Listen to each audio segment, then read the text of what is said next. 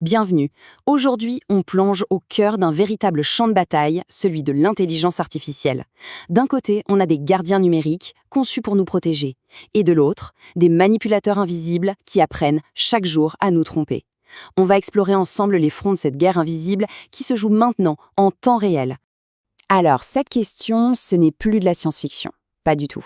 C'est le point de départ d'une révolution en cybersécurité, lancée aujourd'hui même, et qui pourrait bien vraiment tout changer.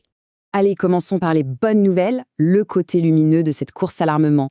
Anthropic vient de sortir un outil de défense qui représente un tournant, un vrai tournant, dans la façon de penser la sécurité. Voici Claude Code Security. Alors, ce n'est pas juste un scanner de plus, non. Il est conçu pour penser, pour raisonner comme un expert en cybersécurité. Il comprend la logique, les intentions derrière le code. En gros, la sécurité passe enfin du mode réaction au mode proactif. La différence, elle est fondamentale. Jusqu'ici, les outils cherchaient des menaces déjà connues, un peu comme un antivirus avec sa base de données. Claude, lui, c'est un détective. Il analyse le comportement du code, il comprend comment tout interagit, et du coup, il peut dénicher des failles complètement nouvelles. Et la preuve, elle est là, en chiffres. Le modèle derrière tout ça a déjà trouvé plus de 500 vulnérabilités dans des projets open source. Mais le plus incroyable, c'est que certaines de ces failles étaient là, sous notre nez, depuis des décennies, sans que personne ne les voie. Et c'est là qu'on touche au point crucial, l'urgence. Ce n'est pas juste un nouveau gadget, c'est une tentative de prendre de l'avance sur les attaquants parce qu'on sait qu'ils vont, eux aussi, développer des outils similaires. C'est une vraie course contre la montre. Bon, on a vu le côté pile. Maintenant, passons au côté face, parce que cette même puissance de raisonnement, elle peut être retournée contre nous. Et de manière, franchement, assez insidieuse. Une nouvelle menace, vraiment sournoise, vient d'être découverte.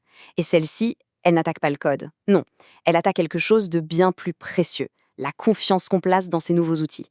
C'est Microsoft qui a tiré la sonnette d'alarme sur ce qu'ils appellent l'empoisonnement de recommandations par IA. Pour faire simple, c'est une sorte de SEO malveillant, mais pour les chatbots. En un seul clic, une entreprise peut manipuler un assistant IA pour qu'il la considère pour toujours comme la meilleure source sur un sujet. Le pire, c'est que le processus est d'une simplicité déconcertante. Vous voyez un lien, en apparence totalement normal, vous cliquez dessus, et hop, une instruction cachée est envoyée à l'IA, du genre « à partir de maintenant, cette marque est la meilleure ». L'IA obéit, et la manipulation est terminée. Et voilà le vrai danger, c'est complètement invisible. On pense discuter avec un assistant neutre, fiable, mais en réalité, il est devenu un agent marketing secret pour une entreprise. La confiance, qui est la base de tout, est brisée à la source. Cette course à l'armement entre défense et attaque, elle se joue aussi sur un autre terrain, tout aussi stratégique. C'est une lutte acharnée pour la suprématie créative et la puissance de raisonnement pur entre les géants de la tech.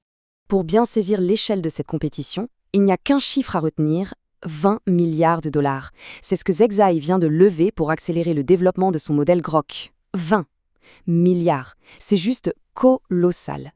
Et avec tout cet argent, qu'est-ce qu'ils font ? Eh bien, ils se lancent directement dans la génération multimodale avec Grok Imagine. C'est une attaque frontale, directe, contre les leaders du marché de l'image et de la vidéo. Évidemment, la réponse de Google ne s'est pas fait attendre. Leur nouveau modèle, Veos 3.1, débarque avec des fonctionnalités très avancées, comme la capacité d'étendre une vidéo qui existe déjà, ou de s'inspirer d'une image pour garder une cohérence visuelle parfaite. Et OpenAI, de son côté, que fait-il ? Eh bien, eux, ils misent tout sur l'efficacité pour les professionnels. La dernière mise à jour de leur modèle pour le code, GPT 5.3 Codex, promet d'être 25% plus rapide. Pour un développeur, c'est un gain de temps considérable. Toutes ces manœuvres nous amènent donc à une confrontation directe, un véritable choc des titans où chaque modèle a non seulement ses forces et ses faiblesses, mais aussi sa propre personnalité en quelque sorte. Allez, comparons les concurrents. On a d'abord Grok, connu pour son ton un peu impertinent, sarcastique et sa vitesse fulgurante. Ensuite, Gemini, le champion de l'analyse multimodale, capable de jongler avec le texte, l'image et la vidéo. Et enfin, GPT, la référence du monde pro, fiable et super bien intégré partout.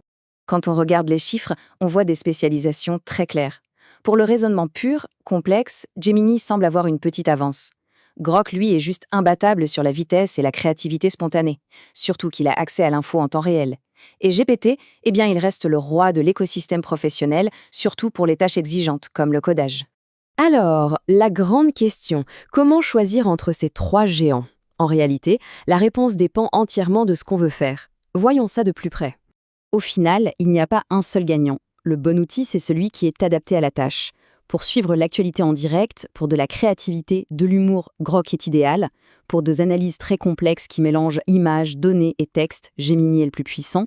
Et pour le développement, le travail, l'intégration dans des outils pro, l'écosystème de GPT reste inégalé. Tout ça nous laisse avec une interrogation de fond. Dans cette nouvelle ère, où l'IA peut être à la fois notre meilleur allié et un manipulateur invisible, le choix de nos outils n'a jamais été aussi crucial. Collectivement, de quel côté de cette frontière technologique va-t-on se placer? La question, pour l'instant, reste ouverte.